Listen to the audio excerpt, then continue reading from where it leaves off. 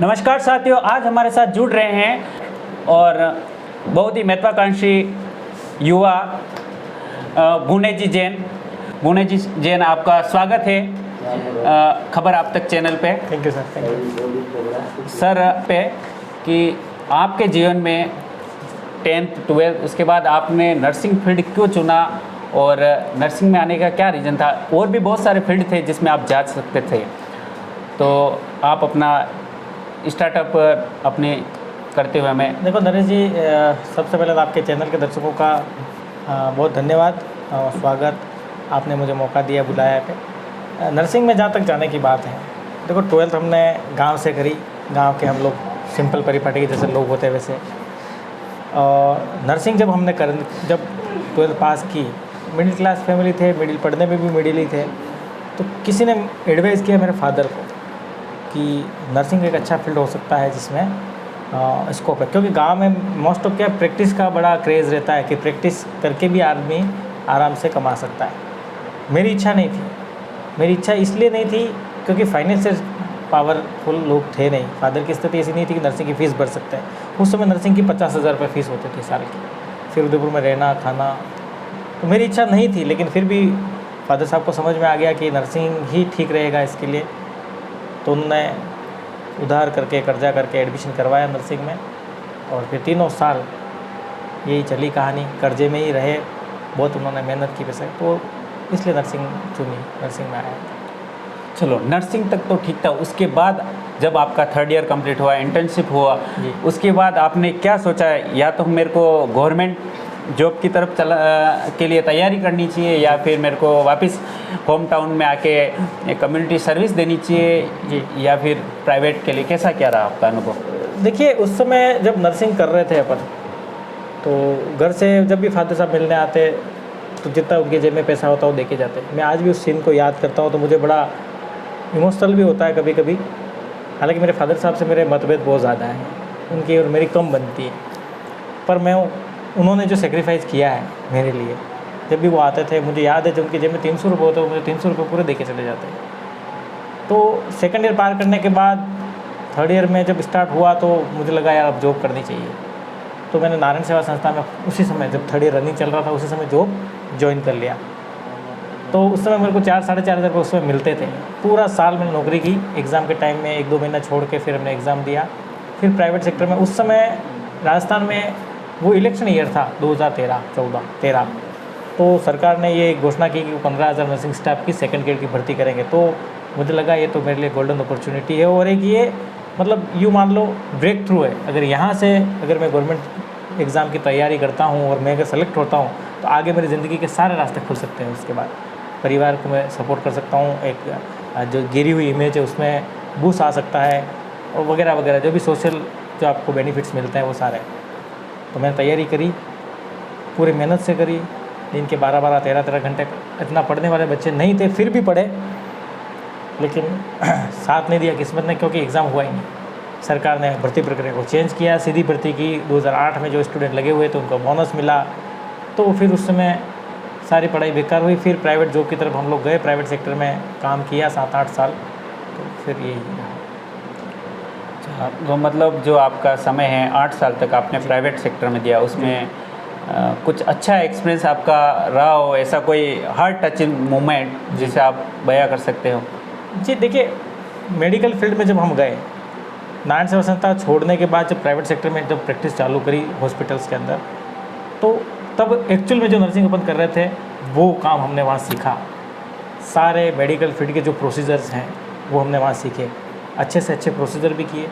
अच्छा एक्सपीरियंस भी रहा। कभी कभी जो स्ट्रेस होता है वो प्राइवेट सेक्टर का, वो स्ट्रेस भी झेला, लेकिन अच्छा एक्सपीरियंस की अगर बात करें तो जब खुद के दम से अगर अपन ने कोई प्रोसीजर किया और अपन किसी की हेल्प करें। मैं बताऊं आपको कि एक बार एक पॉइज़न का केस था, पॉइज़न खा लिया उसने, और मुझे वो जो नेसोगैस्ट्रिक ट्यूब डालते हैं वो ट्यूब डालना मुझे आती है। तो पॉइज़न का प्रोसीजर ओनली फॉर यही है, कोई मेडिसिन नहीं है कि आप दे के उसको बचा लोगे। तो मैंने वो प्रोसीजर एक्स्ट्रा ऑर्डिनरी होते हुए टाइम से पहले किया, और वो जो उसके पॉइज़न जो था बॉडी में फैले उससे पहले उसको मैंने बाहर निकाला, और फिर उसको प्राइमरी ट्रीटमेंट के साथ हॉस्पिटल पहुंचाया, और हॉस्पिटल जाने के बाद 2 दिन एडमिट रहने के बाद उस पेशेंट की जान बच गई। तो मुझे लगा कि यार ये जो ट्रेनिंग अपन ने करी शायद वो सफल हो गई उससे। ये तो काफ़ी अच्छा मोमेंट आपने शेयर किया। जी। बहुत ही अच्छी बात है किसी की लाइफ को बचाना, और वो जो मोमेंट है जिस पेशेंट की आपने जान बचाई वो जीवन भर तक आपको याद रखेगा। काश वो बंदा मेरे और उसके बाद एक चीज़ मैं और शेयर करना चाहूँगा आपके साथ। जी जी। हॉस्पिटल में काम करते टाइम हॉस्पिटल में आने वाला हर आदमी फाइनेंशियली क्राइसिस में होता ही है, बिल्कुल। और मेंटली बहुत डिस्टर्ब होता है। बिल्कुल।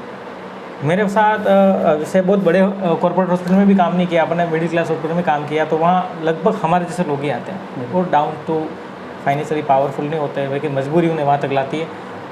तो बहुत सी बार मैं 2015 के बाद जब मैंने एक प्राइवेट मेडिकल कॉलेज में काम किया, वहाँ पर सरकार की मुख्यमंत्री भामाशाह स्वास्थ्य बीमा योजना चलती थी, तो उसके अंदर जो पेशेंट एडमिट होते थे उनको सरकारी बेनिफिट मिलता था। लेकिन अदर स्टेट से एमपी से जो पेशेंट आते हैं उनकी स्थिति बहुत ख़राब होती, गरीब होते, बहुत सारे अपने यहाँ के भी होते। जब वो उनके पास भामाशाह स्वास्थ्य बीमा योजना नहीं होती, डॉक्टर उनको जो इंजेक्शन प्रिस्क्राइब करता, एक इंजेक्शन 500, 700, 1000 रुपये का, तो भामाशाह वाले पेशेंटों से मंगा के, हालांकि इसको कंट्रोवर्सी भी कह सकते हैं, लेकिन मंगा के मैंने उन लोगों की हेल्प करी है। मतलब आपके मन में ये हाँ, बात मुझे उसके ऊपर दया थी, तो मैंने रिस्क लिया, मैंने करी। और जब हॉस्पिटल के अंदर प्रोसीजर होता है, आपको एक टाइम में 6 से 7 इंजेक्शन लगने हैं, तो मैं इंचार्ज भी रहा, तो अगर स्टाफ चाहे तो वो 7 इंजेक्शन एक ही सिरिंज से भी लगा सकता है, और स्टाफ चाहे तो 7 इंजेक्शन के लिए 7 अलग अलग सिरिंज भी यूज कर सकता है। तो जो नए नए बच्चे जो आते थे वो 7 अलग अलग सिरिंज खोली और एक एक इंजेक्शन अलग अलग भर के लगाया। मेडिकल टर्म के हिसाब से अगर आप हाइजीन मेंटेन करने जाए तो ये ठीक प्रोसीजर है, लेकिन अगर फाइनेंशियली देखें तो एक सिरिंज 10 रुपये 12 रुपये की आती है। बिल्कुल। और अगर आप एक ही प्रोसीजर में 7 इंजेक्शन की 7 सिरिंज अलग अलग खर्च करते हो तो 70 रुपये का बर्डन पेशेंट के ऊपर पड़ता है। तो मैं खुद भी ये प्रैक्टिस करता था, और मैं स्टाफ को भी कहता था कि अगर संभव हो तो एक ही सिरिंज से आप सारे इंजेक्शन एक एक करके लगाएं, ताकि उसके ऊपर एक्स्ट्रा बर्डन ना आए। तो ऐसे हेल्प करने की हमेशा कोशिश करें। आपने जस्ट बताया कि नारायण सेवा के बाद आपने कोई चौधरी हॉस्पिटल जी, ज्वाइन किया, जी, उसके बाद चौधरी में आपने 2-4 साल काम किया। जी।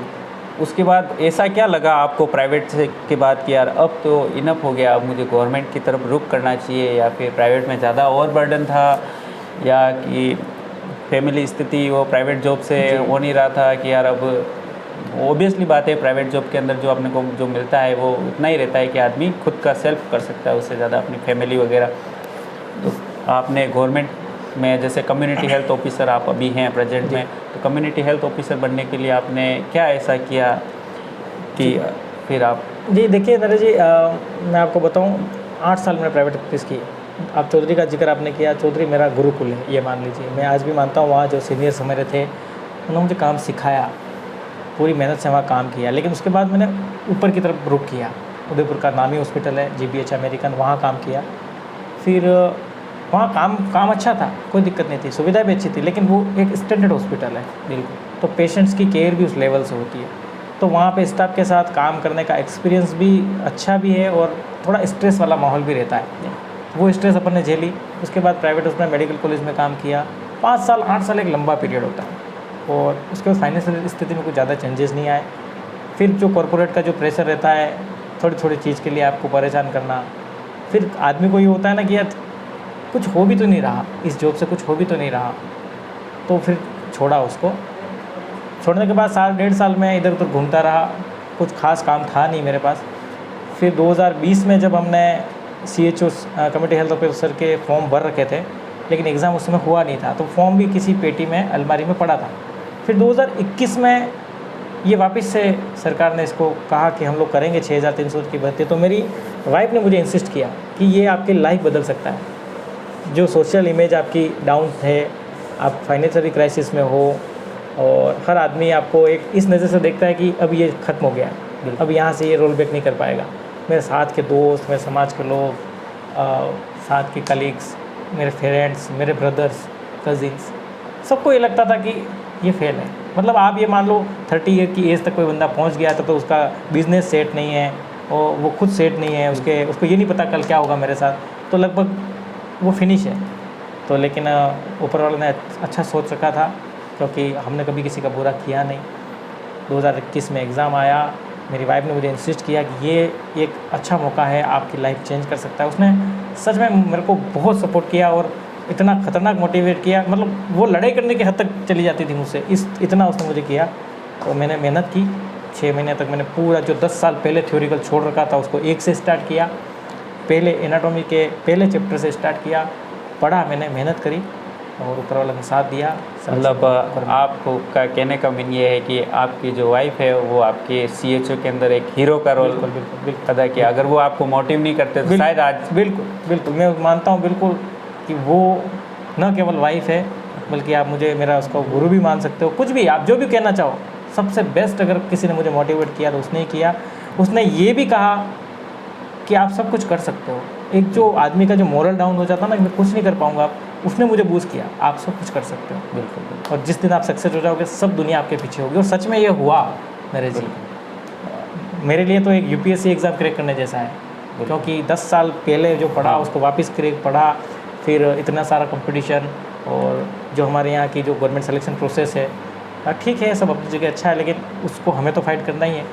उसके बाद पहले वेटिंग में, फिर क्लियर में, डबल मेरिट, फिर फाइनली सिलेक्शन होना, ठीक रहा, अच्छा एक्सपीरियंस रहा। अच्छा, इस बीच में एक और ये पूछना चाहूँगा कि अब आप बोल रहे हो 8 साल मैंने जो पढ़ाई छोड़ ली उसके बाद मैंने चालू की, तो आपको उस समय क्या फील हुआ होगा, यार ये काश यार ये क्या किताबें हैं, इनको कैसे पढ़ा जाएगा क्या? सच में उस समय था ऐसा, लेकिन वो मैं बता रहा हूँ ना आपको, मोटिवेशन ऐसा था। और एक चीज़ और होती है, जब आदमी के पास कोई रास्ता नहीं होता ना, भूखे आदमी को खाना खाने के लिए मोटिवेट नहीं करना पड़ता, उसको भूख लगेगी तो खाएगा।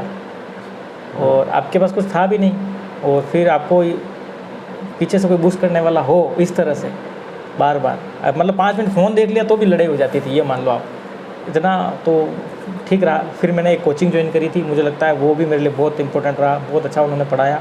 मेरी इच्छा भी थी कभी जाके उनको पर्सनली थैंक्स करूँगा, लेकिन मौका नहीं मिला।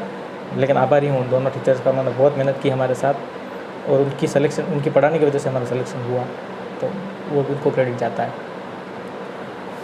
आपके CHO बनने के बाद आज आपका वर्तमान एक्सपीरियंस क्या कहता है? आप CHO बन गए हैं तो गांव में आप एज ए CHO लोगों को कैसे एजुकेट कर रहे हैं, और हेल्थ के प्रति आप क्या क्या उनको शिक्षा दे रहे हैं? CHO कम्युनिटी हेल्थ ऑफिसर एक भारत सरकार की एक अच्छी योजना है। माननीय प्रधानमंत्री नरेंद्र मोदी जी ने ग्रामीण के हेल्थ इंफ्रास्ट्रक्चर को मजबूत करने के लिए एक शानदार योजना निकाली है। खासकर नर्सिंग स्टाफ जो कि हमेशा डॉक्टर की कलम के नीचे चलता था, डॉक्टर कहेगा उसको उतना ही करना है, पट्टी बांधना ही केवल उसका अधिकार था, वहाँ से उसे बूस्ट मिला है कि एक ग्रामीण सेक्टर का एक डॉक्टर मान सकते हो आप उसको। सरकार की बहुत दूरदर्शी सोच है, CHO को उस पोस्ट पर लगाया। हालांकि थोड़ा और ट्रेनिंग की ज़रूरत है, थ्योरिकल पोर्शन और ग्राउंड रियलिटी में थोड़ा डिफरेंस है, इसको एग्जीक्यूट करने में टाइम लगेगा। लेकिन मुझे लगता है कि ये सरकार की जिस मंशा के साथ CHO लगे हैं, अगर CHO अपना 100% एफर्ट डालते हैं तो भारत के मेडिकल हेल्थ इंफ्रास्ट्रक्चर में रिवोल्यूशनरी चेंजेस होंगे और ये गेम चेंजर साबित होगा। बहुत ही अच्छी बात है, होना भी चाहिए। गांव में अपने जो लोग जो है आज भी उनको पता नहीं है कि मतलब मेडिसिन कहाँ से मिलती है और क्या है जी, और वहाँ जाके उस लेवल पे जाके एक CHO अपनी सेवाएं दे रहा है, बहुत ही अच्छी बात है। और वो भी राजस्थान में। मैं जहाँ तक जानता हूँ कि राजस्थान आज भी दूसरे स्टेट से 10 साल पीछे है हेल्थ के मामले। आज CHO जो अदर स्टेट में है वो बहुत फास्टली ग्रो कर रहे हैं, जबकि राजस्थान में आज भी CHO बहुत ही राजस्थान में माना देखा जाता है कि उनको CHO को आज भी लोगों में नहीं जानते क्या है CHO, आज भी सिस्टर ही जानते हैं, CHO के बारे में नहीं जानते। तो आप एज ए CHO लोगों को कैसे अपने बारे में? CHO का इसमें बड़ा इंपॉर्टेंट रोल है, मेहनत करनी पड़ेगी, मेहनत CHO को करनी पड़ेगी। सिस्टर को अगर सब जानते हैं तो उनकी उसके पीछे मेहनत भी है। अब CHO को भी मेहनत करनी पड़ेगी, फील्ड में जाना पड़ेगा, लोगों से मिलना पड़ेगा, लोगों में पकड़ बनानी पड़ेगी, तो धीरे धीरे क्रेडिट मिलेगा। ठीक है, मेरा आखिरी सवाल आपसे है कि आप एज ए CHO अपने आने वाले CHO और CHO के बारे में क्या मोटिव और करना चाहेंगे, अपने आने वाले नेक्स्ट जो CHO आ रहे हैं और अपना CHO का फ्यूचर कैसा है उसके बारे में कुछ आपका पर्सनल एक्सपीरियंस पर्सनल एक्सपीरियंस यही कहना चाहता हूँ कि CHO को पॉलिटिक्स में नहीं पढ़ना चाहिए। बहुत सारी पॉलिटिक्स होती है, किसी CHO को पॉलिटिक्स में पढ़ने की ज़रूरत नहीं है। आपको जो काम मिला है उसकी कदर करें और मेहनत से उसे करें। कोई ज़्यादा बर्डन वाला काम नहीं है, मुझे नहीं लगता है बहुत ज़्यादा बर्डन वाला काम, क्योंकि जो प्राइवेट सेक्टर के अंदर हमने जो प्रेशर झेला है उतना प्रेशर नहीं है। आराम से काम कर सकते हो। अगर किसी की घर से दूर पोस्टिंग है तो उसको थोड़ा दिक्कत होगी, लेकिन आप ये सोचिए अगर आपको सिलेक्शन होने से पहले ये चॉइस दी जाती कि आपको घर से 100 किलोमीटर दूर नौकरी करनी पड़ेगी, क्या आप गवर्नमेंट नौकरी करना चाहते हो, तो आपका जवाब 100% मैं कहता हूँ हाँ होता। तो आज अगर आपको मिल गई है घर से दूर पोस्टिंग तो कोई बात नहीं, 1-2 साल आप करिए, दिल लगा के करिए, अच्छा फ्यूचर होगा, यही कहना चाह रहा हूँ। थैंक यू भुवनेश जी, आप हमारे चैनल पे आए और अपना जो एक्सपीरियंस और अपना जीवन का जो भी रहा आपने शेयर किया, उसके लिए बहुत बहुत धन्यवाद। बहुत बहुत धन्यवाद आपका भी।